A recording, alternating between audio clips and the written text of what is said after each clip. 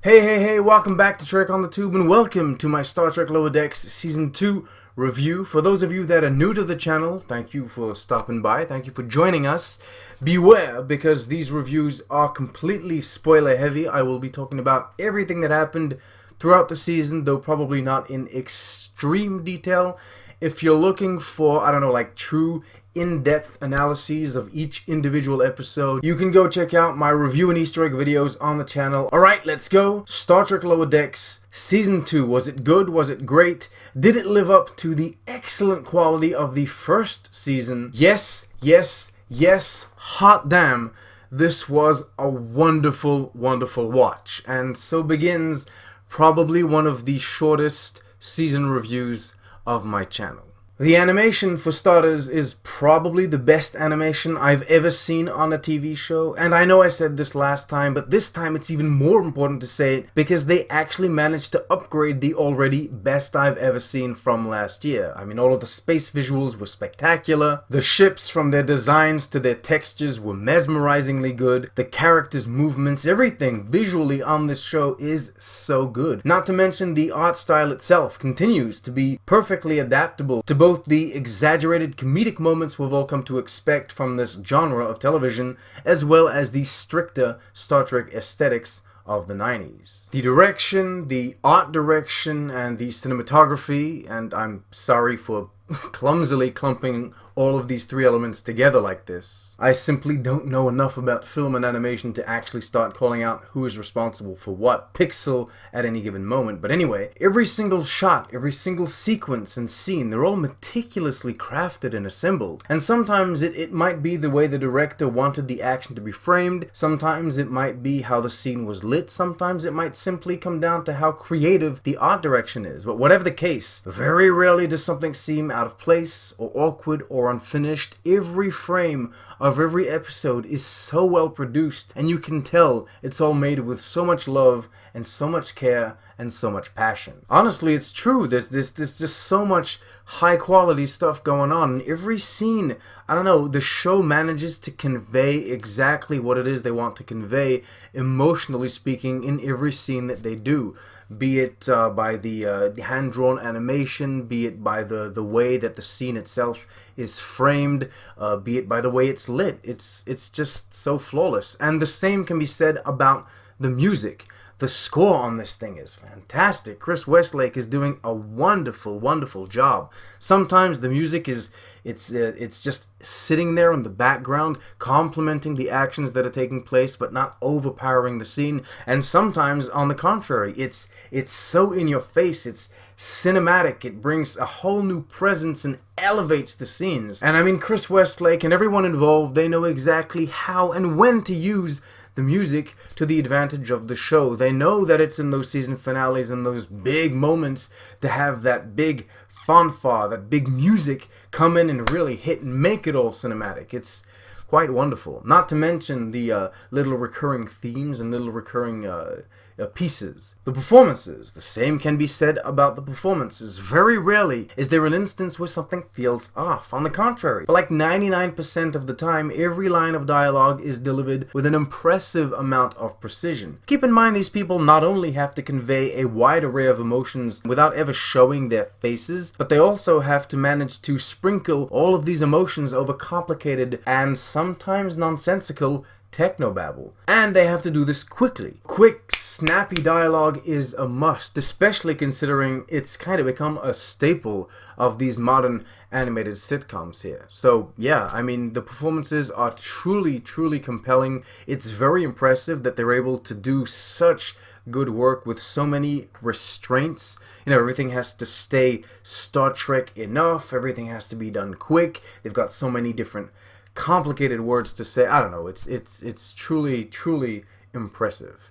And I mean, the dialogue itself is really solid. My one complaint would perhaps be the slightly excessive use of swear words. Yes, I do swear a lot myself in real life, so it may seem a little hypocritical of me to say that there's too much going on in this show, but it's a Star Trek show that takes place on a Starfleet vessel. Sometimes I feel like the writers do go a little overboard. Although I gotta hand it to them, I think the writing got overall better. Not to say season 1 was poorly written, on the contrary, but this time I think that the jokes were more effective, or at least there was a higher success rate overall. Also, the divide between the very professional Next Generation dialogue and casual and informal back and forths from the first season weren't really present this time around. I mean, the team managed to find the right balance between having a professional Starfleet crew and a more relatable form of speech. Also, the references and the Easter eggs to previous iterations of Star Trek, apart from in 1 or 2 episodes, I think were very well integrated into the dialogue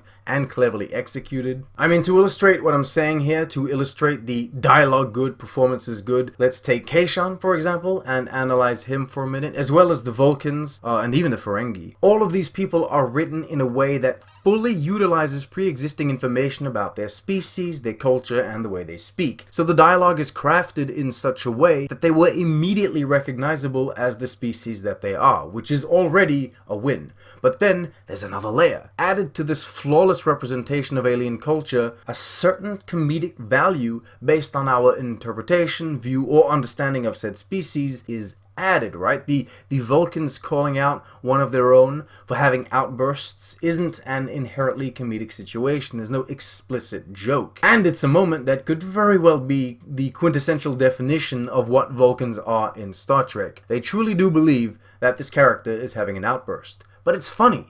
It's funny for us, because contextually, as fans, as the audience, we know how Vulcans are. We know how extreme this this character is being. It's just so cleverly written. Kayshon, same thing. All his lines are crafted based on the knowledge that we have of his species, and at face value, they're not comedic. It's just a guy having trouble communicating sometimes, but the references to the Next Generation, the understanding we have, makes the lines funny. Though I do want to specify, although we find him funny, at no point are we making fun of him. No characters in the show ever make fun of him.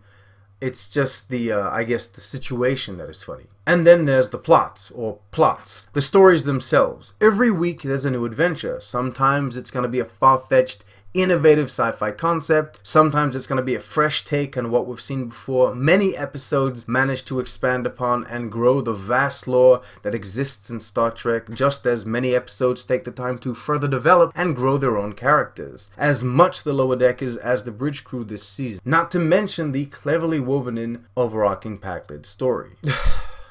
I mean, clearly I love the show, I think you can tell. I do have one question though, and it's kind of a big one. One that might not even be very fair to ask, if I'm being honest, and most definitely one that I'm going to need help answering, so maybe I'll make it a Trek Chat topic at one point. I'm not going to answer it today, that's for sure, but does Lower Decks have the right or deserve to be praised as the best or one of the best Star Trek shows in existence, based on the fact what makes it so great is its meta and self-aware, self-referential nature? Like, Lower Decks is built on the rest of Star Trek. Alone, it cannot exist. Is that cheating? Is it cheating its way to the top? Now I know what you're thinking, oh my goodness, he's so mean. This guy's been throwing praise at the show and now he's coming at us with this question, is Lower Decks cheating? Look, it's a question for another day. It's just something that's been kind of working in my mind recently. As it stands today, I don't give a shit.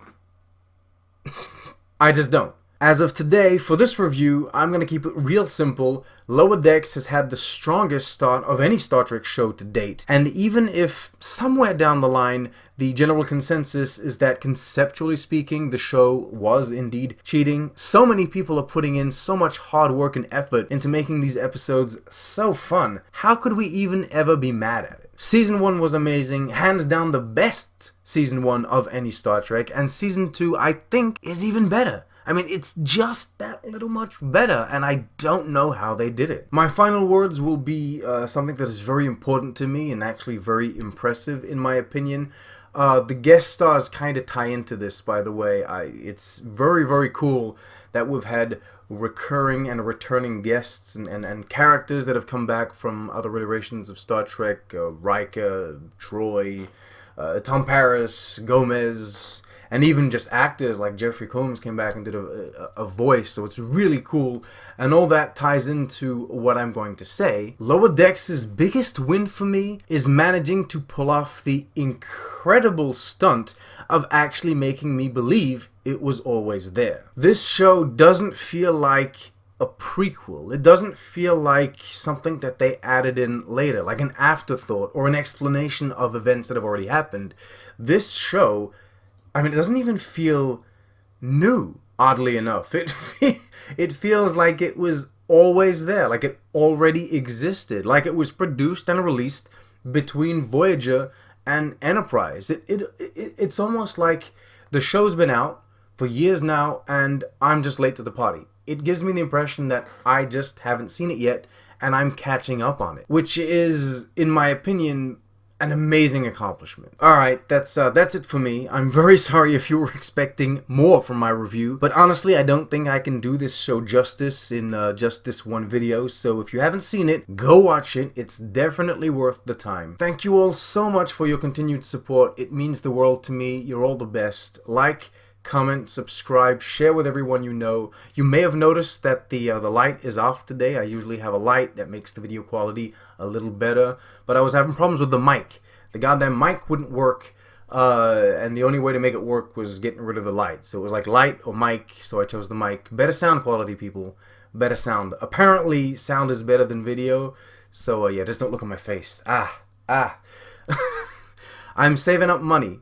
Slowly but surely, I'm saving up that money, and if you want to help out, become a patron today, like all of these wonderful people, so that we can eventually get an upgrade and make this whole channel look and feel better. Anyway, thank you all so much for watching. You're all the best. Live long and prosper.